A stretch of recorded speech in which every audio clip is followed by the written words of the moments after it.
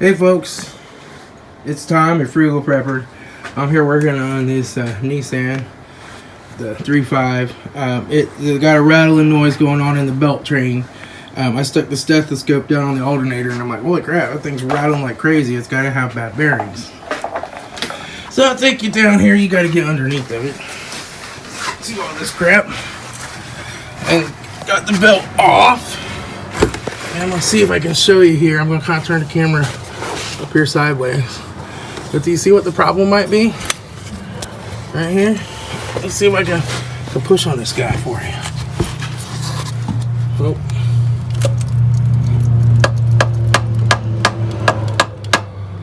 Now I think we might be able to stick a bolt back in there.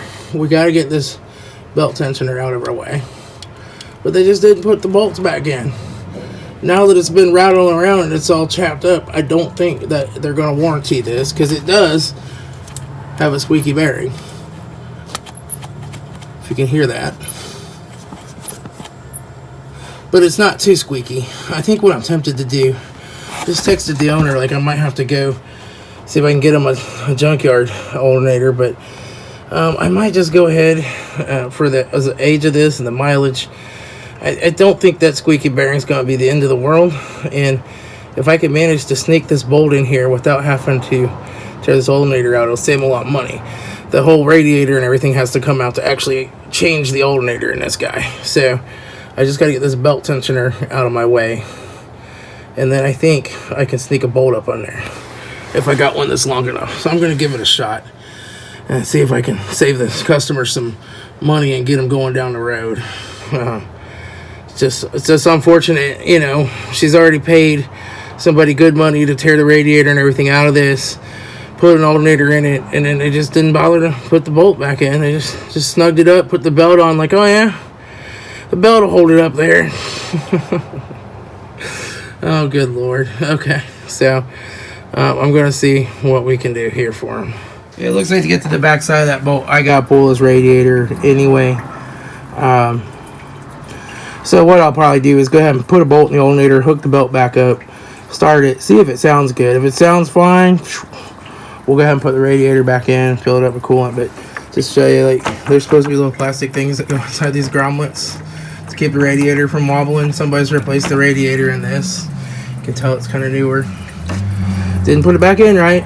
You know, just like, that's the story of this car. Like, where there should be 4 plastic clips, there's 1.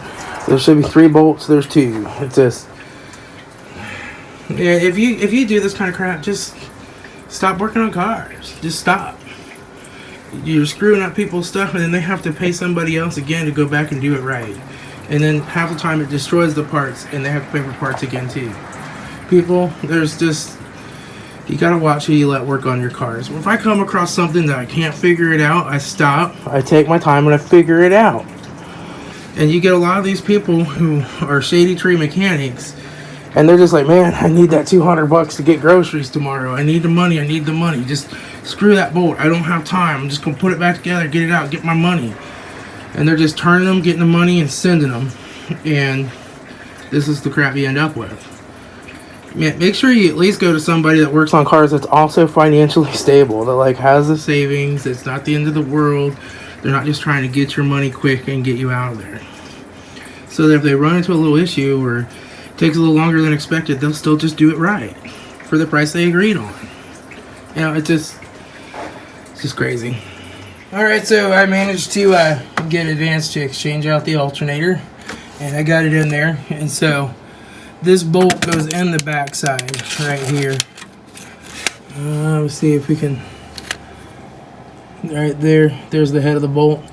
So you got to get it in there with some long needle nose and then kind of adjust the angle and feed it up in there. It'll go behind the exhaust manifold then, but you can't reach through all the way from the other side.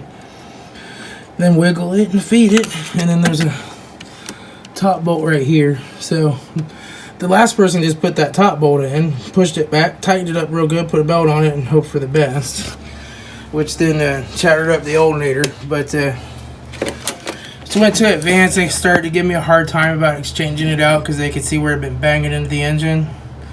But I'm like, come on, the bearings are bad too. And so the lady wasn't sure. She's trying to look it up, and so I just started coughing. I was like, man, I don't know what it is. I just got this dry cough all of a sudden.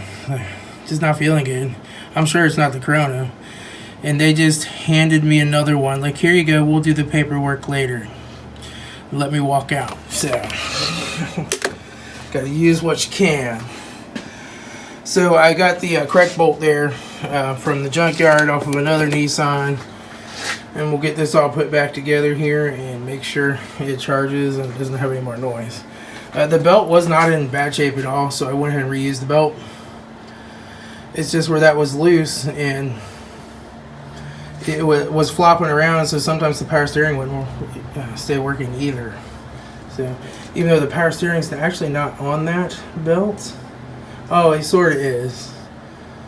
So I think the power steering feeds off of another pulley from this belt. So anyway, we'll get this old girl back together. The radiator's here, so you gotta take the hoses and everything off the radiator, take the fan wiring loose, and then take these plastic pieces out. And then you gotta take this battery tray loose, and then that radiator will lift straight up out. So I just tied the battery tray, I took it loose, pushed it back, and held it with a bungee cord out of my way rather than taking all that stuff apart. I should be able to drop it back down in here, and hopefully this thing will be good to go. I'll probably fire it up for a minute here. Well, probably not, because I could put the battery in to fire it up, and I gotta put the radiator in. You know, it is what it is. Nissan. I think, like, doesn't Nissan actually translate in? Maybe that's Datsun. One of them translates actually literally into made in Japan. But, you know. I don't know, I just always find Nissans are kind of a pain in the butt to work on.